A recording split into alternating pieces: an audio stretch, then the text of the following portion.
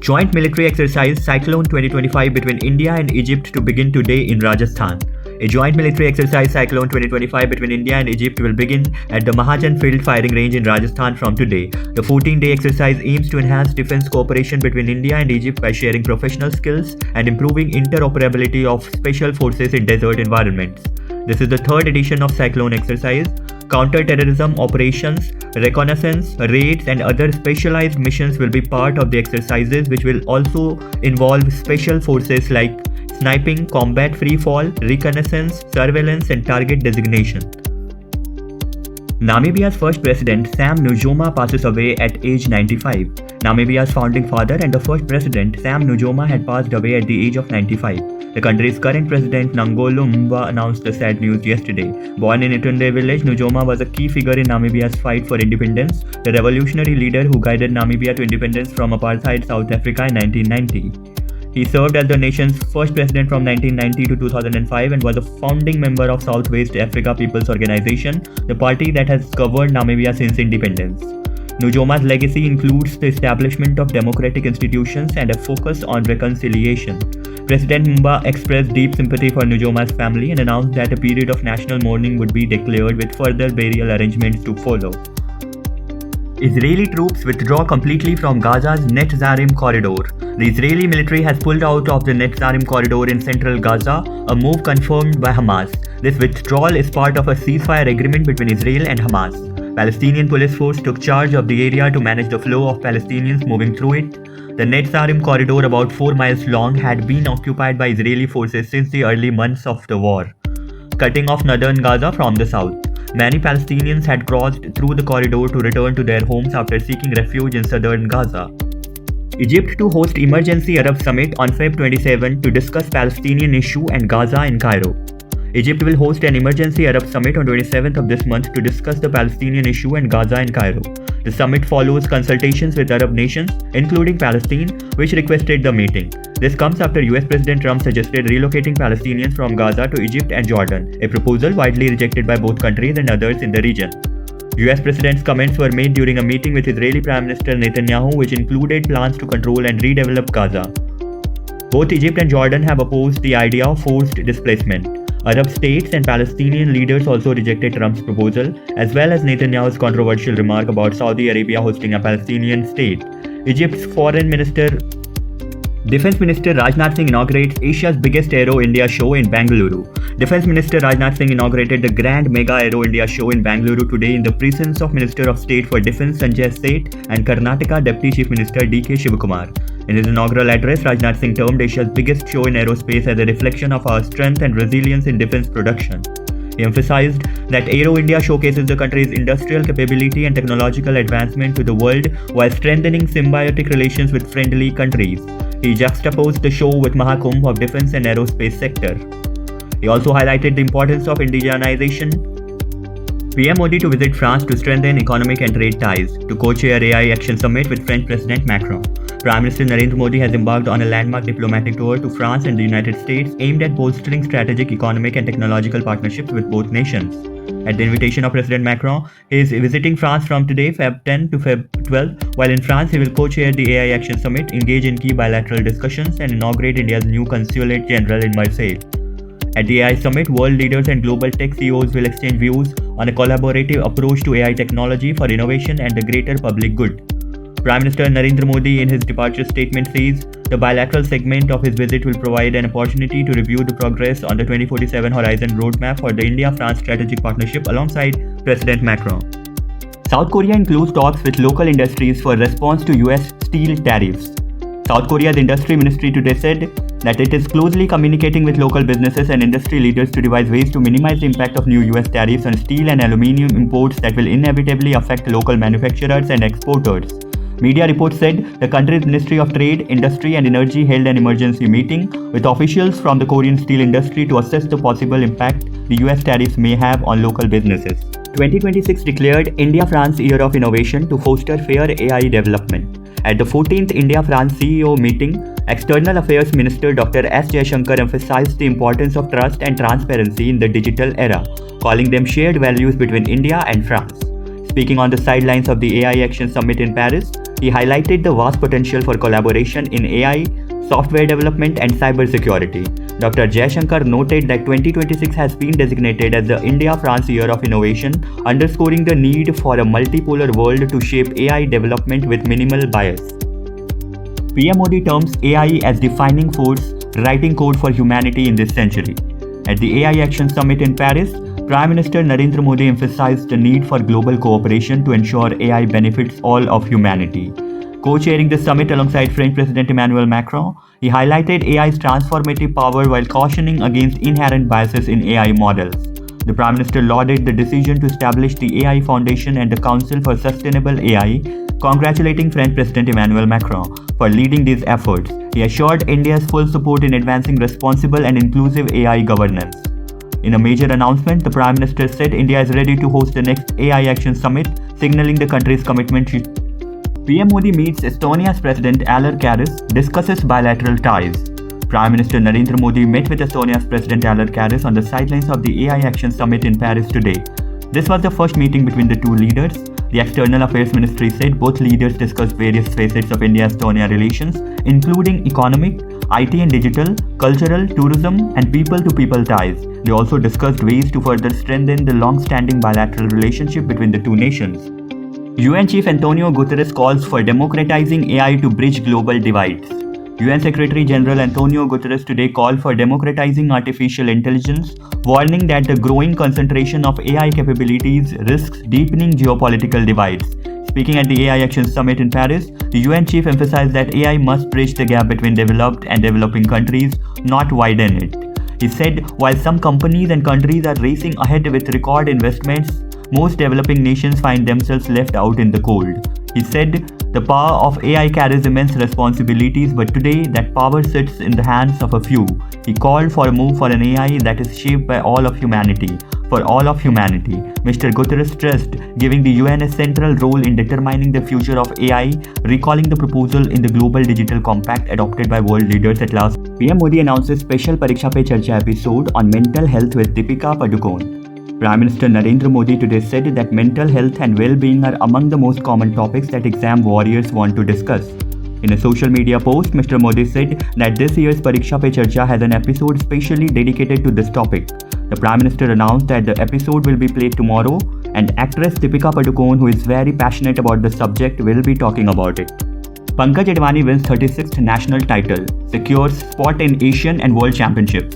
India's most accomplished queuist, Pankaj Advani, has once again demonstrated his acumen by securing his 36th overall national title at the Indian Snooker Championship and 10th Men's Snooker Crown at the Yashwant Club in Madhya Pradesh. He commanded a 5-1 victory over Brijesh Thamani in the final.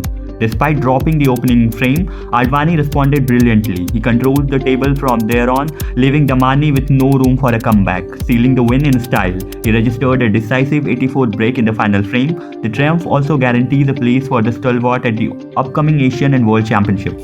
North Korea sent 11,000 troops, weapons to support Russia in war against Ukraine. South Korea.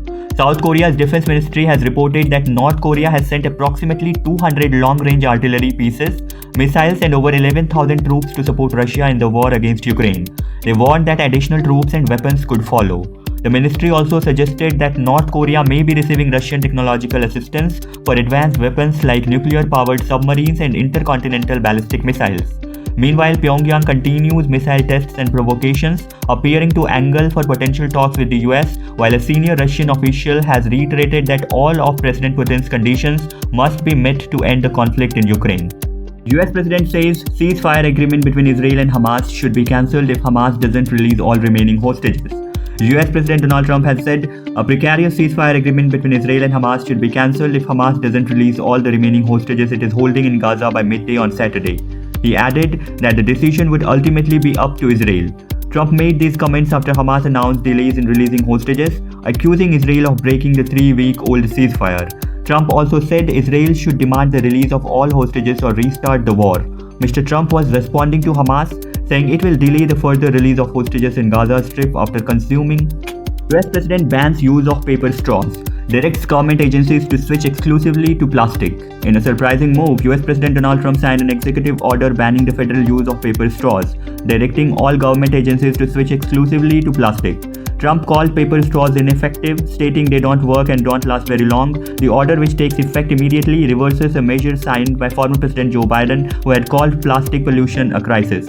While plastic straws have been blamed for polluting oceans and harming marine life, Trump said that he thinks it is okay to continue using them. He said plastic is not going to affect the shark very much as they are munching their way through the ocean. This decision runs counter to a growing movement against single-use plastics, with many states, cities, and companies introducing bans and restrictions on items like plastic straws, bags, and takeout containers. India's power demand rises 2.2% in warmest January in 125 years. The third warmest January in 125 years, and industrial activity lifted demand for electricity by 2.2% to 138 billion units in the first month of 2025. In January, peak power demand is estimated to have risen 14 GW on year to 237 GW. On the other hand, power generation rose an estimated 3.9% on year to 149 BU in January, surpassing typical monthly demand.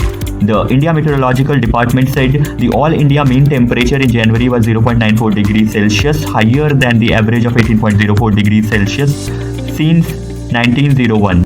UN Chief Antonio Guterres calls for democratizing AI to bridge global divides.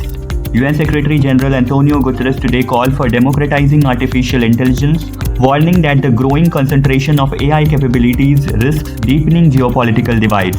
Speaking at the AI Action Summit in Paris, the UN chief emphasized that AI must bridge the gap between developed and developing countries, not widen it. He said, while some companies and countries are racing ahead with record investments, most developing nations find themselves left out in the cold. He said, the power of AI carries immense responsibilities, but today that power sits in the hands of a few. He called for a move for an AI that is shaped by all of humanity.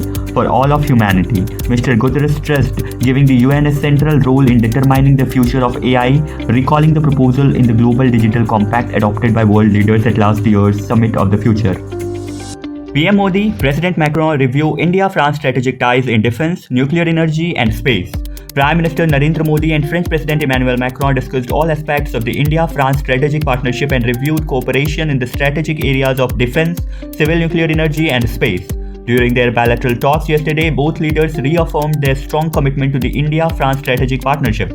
In a special gesture reflecting the personal rapport between the two leaders, Prime Minister Modi and President Macron flew together from Paris to Marseille in the French presidential aircraft yesterday. They held discussions on the full spectrum of bilateral relations and key global and regional issues. This was followed by delegation-level talks after arrival in Marseille.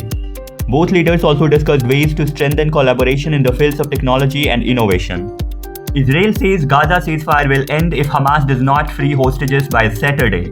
Israeli Prime Minister Benjamin Netanyahu said the Gaza ceasefire will end if Hamas does not release Israeli hostages on Saturday noon. Earlier, Hamas said on Monday that Israeli ceasefire violations have reached a point where it would no longer hold up its end of the bargain and will delay the release of an upcoming group of Israeli captives indefinitely. Netanyahu said the Israeli military is ready to return to intense fighting until Hamas is finally defeated. The ceasefire deal in Gaza began on 19 January after months of negotiations led by the US, Qatar and Egypt. The deal will be carried out in 3 phases, the first of which is currently underway.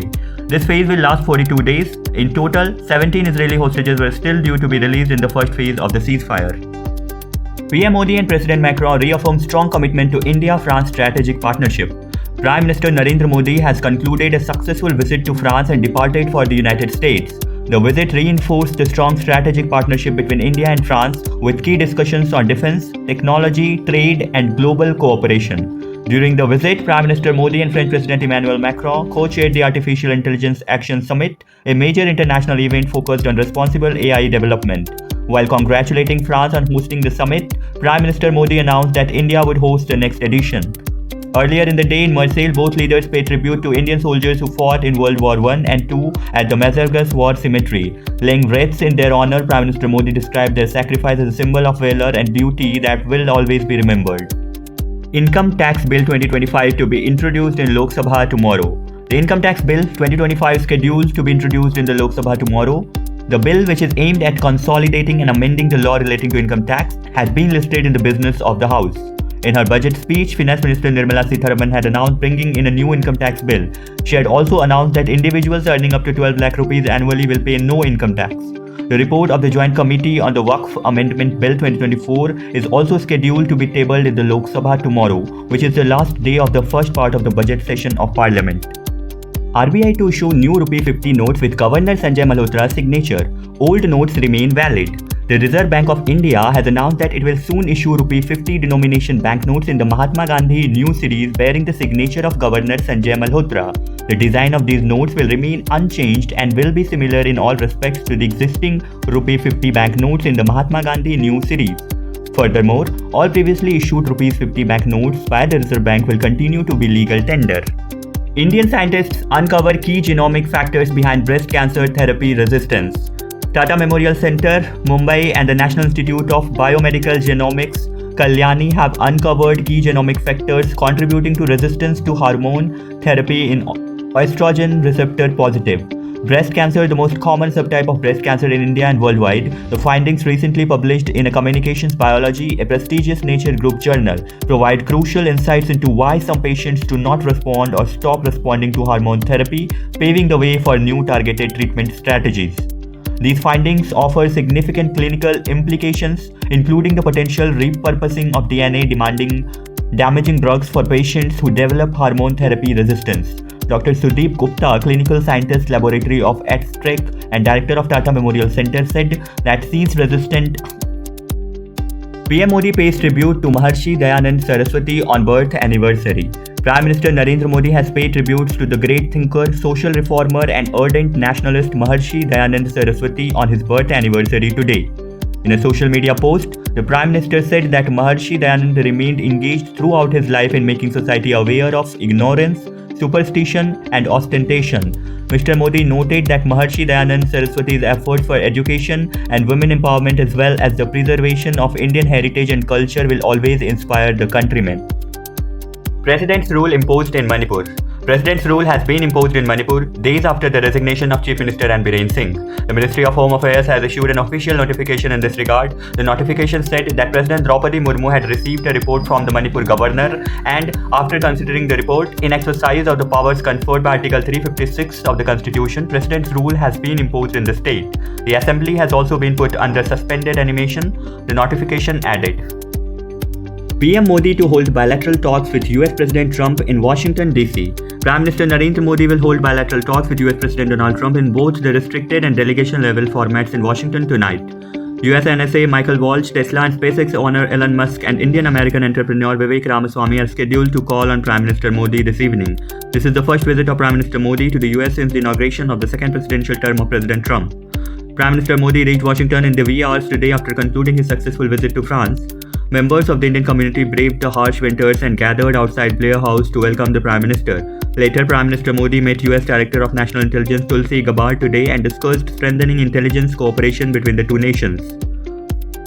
ADNOC Gas secures $7 to $9 billion LNG deal with Indian Oil for 14 years. ADNOC Gas has finalized a major long-term agreement to supply liquefied natural gas to Indian Oil Corporation Limited, marking a significant expansion of energy cooperation between the UAE and India. The 14-year sales and purchase agreement, valued between $7 billion and $9 billion, will provide Indian Oil with up to 1.2 million tons of LNG annually starting in 2026. This agreement converts the previous heads of agreement between the parties into a SPA with the first deliveries to begin in 2026.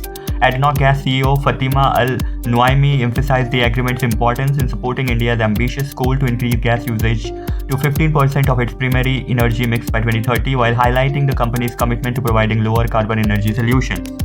World Radio Day observed today with theme of Radio, Climate Change. Information and Broadcasting Secretary Sanjay Jaju has said that radio is a trusted source of information, education and entertainment. Inaugurating the Radio Festival 2025 in New Delhi on World Radio Day, Mr. Jaju said, Akashvani is among the largest broadcasting organizations in the world and reaches 98% of the population. He said, the radio connects people and plays an important role in fostering connection across nations and communities. Mr. Jaju said Prime Minister Narendra Modi's monthly radio program Mann Ki Baat has now become a transformative platform where the voice of common people is heard. US President talks to Putin, Zelensky, says both leaders seek peace in Ukraine. US President Donald Trump said he has discussed the war in Ukraine in phone calls with Russian President Vladimir Putin and Ukrainian President Volodymyr Zelensky. He said both the Russian President and the Ukrainian President expressed a desire for peace in separate phone calls with him. In a social media post last night, Mr. Trump said he and Mr. Putin had agreed to have their respective teams start negotiations immediately, and he will begin by calling President Zelensky of Ukraine to inform him of the conversation. After speaking with Mr. Putin for more than an hour, Mr. Trump said the Russian leader wants the war to end and they discussed getting a ceasefire in the not too distant future. Meanwhile, the Ukrainian president's office said that Mr. Trump and Mr. Zelensky had spoken by phone for about an hour. Tulsi Gabbard confirmed America's top spy as DNI. Tulsi Gabbard has been confirmed as America's new Director of National Intelligence under the Trump administration.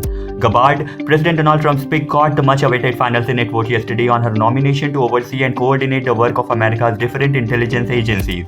The Senate voted 52 to 48 to confirm the former Democratic Representative Gabbard as the country's DNI. After her failed bid for president in the 2020 election, Gabbard returned into one of Jordan to take in 2,000 sick Gaza children opposes displacing Palestinians.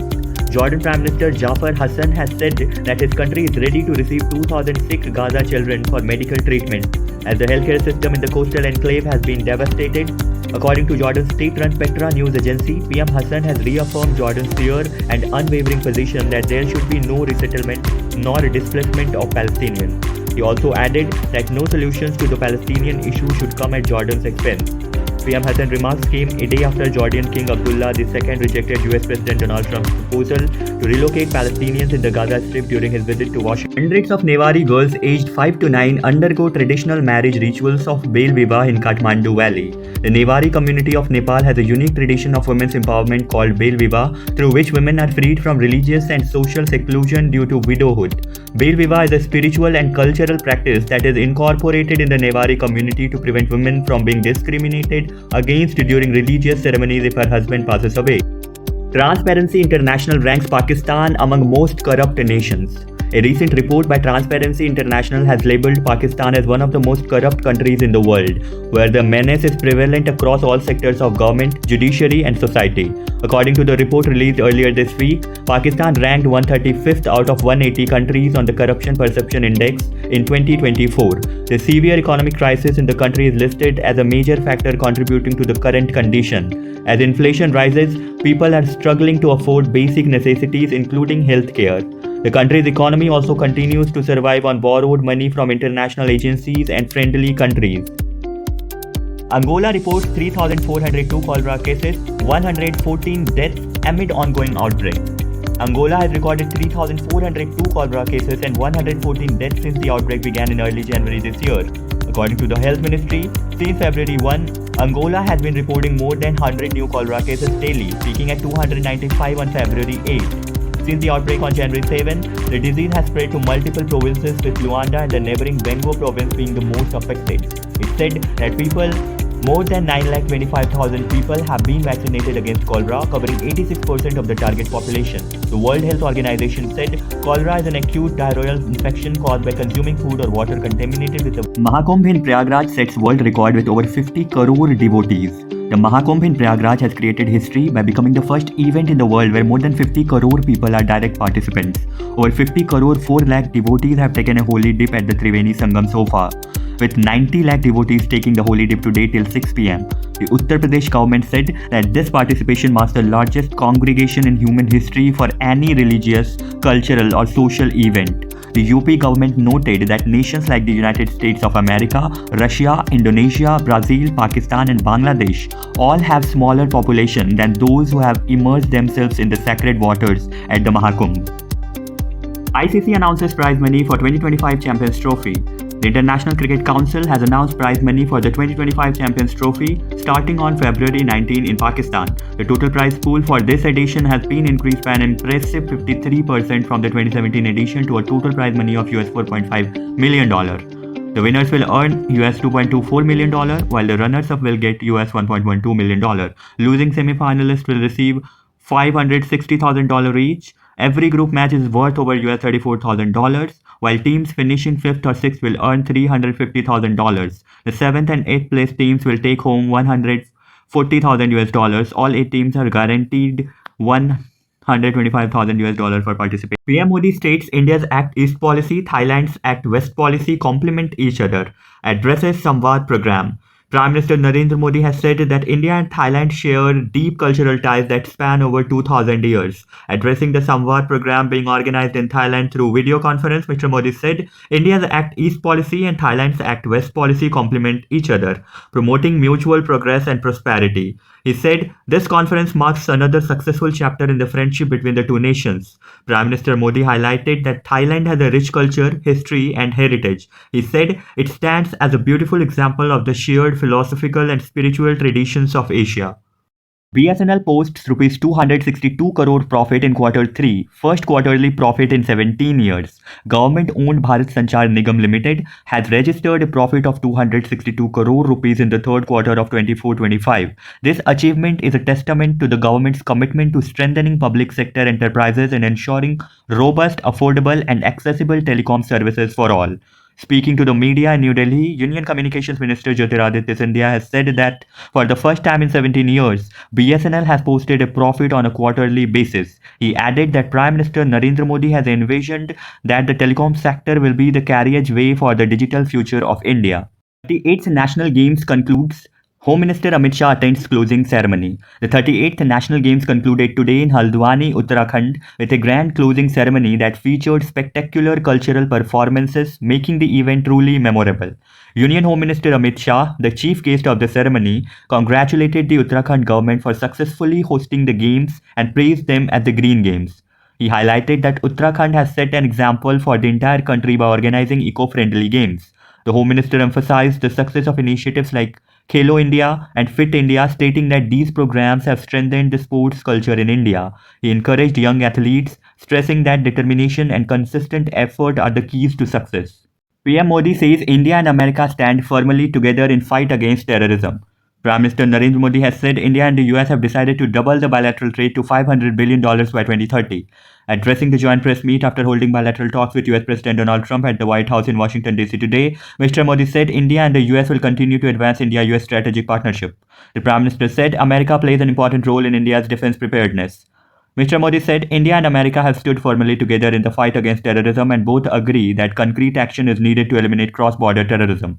US President Donald Trump said there is a special bond between the US and India, the world's oldest and largest democracies. He mentioned that India and the US have reached an important agreement on energy that will ensure the US to be the leading supplier of oil and natural gas to India. Spiritual leader Sadhguru shares insight in 5th episode of Pariksha Pe Charcha 2025. The 5th episode of Pariksha Pe Charcha 2025 enlightens students on the miracle of mind. Renowned spiritual leader Sadhguru shared insights on making learning playful and cultivating a balanced, vibrant mind.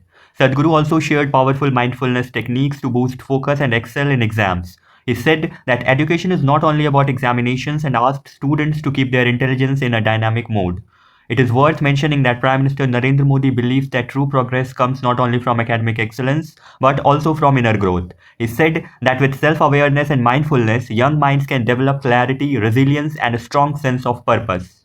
World number 1 Yannick Sinner accepts 3-month suspension after testing positive for closterball.